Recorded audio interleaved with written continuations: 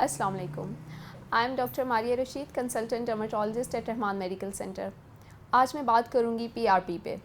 PRP क्या है, skin की कौन सी कंडीशंस हैं जिसमें हम इसे इस्तेमाल करते हैं, इस प्रोसीजर में क्या किया जाता है और इसके दौरान और बाद में आपने क्या एहतियाती तदबीर इस्तेमाल करनी है। So let's start. PRP is platelet rich plasma.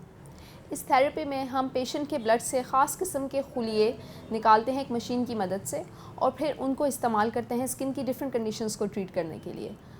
ये खुलिये प्लेटलेट्स होते हैं। Platelets are very rich in growth factors और इन्हीं ग्रोथ फैक्टर्स को फिर इस्तेमाल किया जाता है स्किन ट्रीटमेंट के लिए। अब जिल्द की वो कौन सी कंडीशंस हैं जिनमें हम पीआरपी को इस्तेमाल करते हैं। Number 1 is acne scars, number 2 open pores, number 3 skin rejuvenation and number 4 alopecia, pattern alopecia. So number 1 acne scars. Acne जैसा कि हम सब जानते हैं, दाने, कील, मुहासे के नाम से पहचाना जाता है इस मर्ज़ को।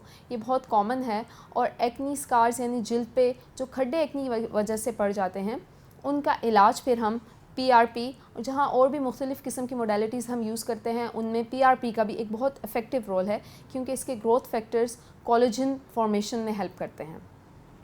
सेकेंड, ओपन पोर्स यानी जिन्हें मसाम के नाम से पहचाना जाता है, खुले मसाम, उनमें भी हम पीआरपी को जब कंबाइन करते हैं माइक्रो नीडलिंग के साथ तो बहुत अच्छे इफ़ेक्ट्स देखे गए हैं। माइक्रो नीडलिंग में हम बहुत बारीक नीडल्स यूज़ करते हैं for creating micro punctures in skin. बहुत बारीक माइक्रो पंक्चर्स आपकी स्किन में क्रिएट होते हैं और फिर ये प्रोसेस कोलेजन फॉर्मेशन को बूस्ट अप करता है। Along with PRP and micro needling open pores में भी बहुत अच्छे रिजल्ट्स देखे गए हैं।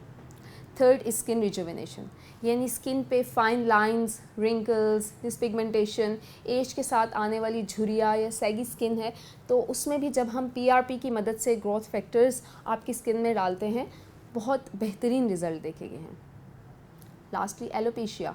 एलोपेशिया भी ख़ास तौर पे मेडिकल टर्म में एंड्रोजेनेटिक एलोपेशिया का टर्म यूज़ की जाती है for the pattern hair loss, जिसको कि मेल्स में देखा गया है।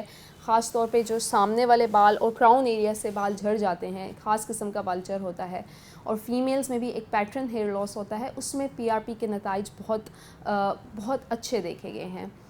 इससे पहले ज़रूरी है कि आप अपने डॉक्टर से कंसल्ट कर लें to find out the actual cause of hair loss और उसके लिए क्या पीआरपी मुफीद होगी या नहीं और क्या मोडेलिटीज़ हम यूज़ कर सकते हैं ट्रीटमेंट के लिए। अब इस प्रोसीजर में क्या होता है। सो पीआरपी में हम पेशेंट का ब्लड लेते हैं जो कि यूजुअली 25 to 30 ml ब्लड होता है और एक सेंट्रीफ्यूज मशीन की मदद से हम उसको स्पिन करते हैं और उसमें से प्लेटलेट्स को अलग कर लेते हैं। फिर यही प्लेटलेट्स हम सिरिंज की मदद से बहुत बारीक नीडल से आपकी स्किन या स्कैल्प में इंजेक्ट करते हैं। इस प्रोसीजर से पहले मुकम्मल एनेस्थीसिया नमिंग क्रीम्स का इस्तेमाल किया जाता है ताकि पेशेंट को कम से कम डिस्कम्फर्ट हो।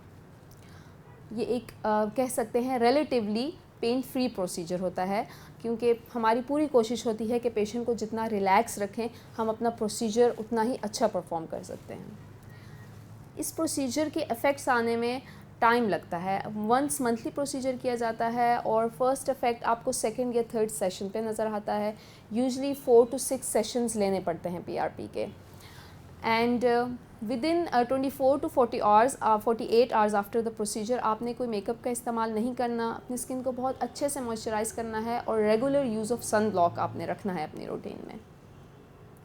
Lastly to conclude the topic, I would recommend कि आप पीआरपी का ट्रीटमेंट लेने से पहले एक अच्छे कंसल्टेंट, अपनी फील्ड के स्पेशलिस्ट डॉक्टर को कंसल्ट करें जो आपकी डिज़ीज़ को सही प्रॉपर्ली डायग्नोस करे।